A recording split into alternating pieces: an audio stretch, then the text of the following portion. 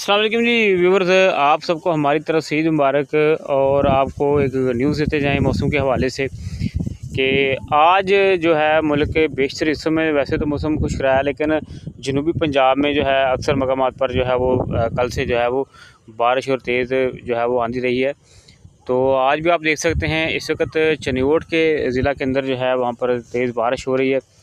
ननकाना साहब में भी, इस तरह से फैसलाबाद में भी बादल से मौजूद हैं, सरगोदा में मौजूद हैं।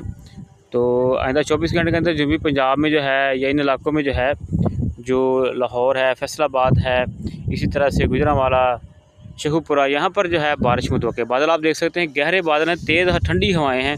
ऐसे है कि गर्मी में सर्दी जो है वो लौट के आ गई है। तो गंदम की फसल जो है वो तैयार है, वो हार्वेस्टिंग का जो उसको वक्त दरकार है जी। तो उम्मीद की जा रही है कि ना दो रोज़ के अंदर जो है मौसम जो है वो फ्रेश हो जाएगा और फिर उसके बाद जो है दोबारा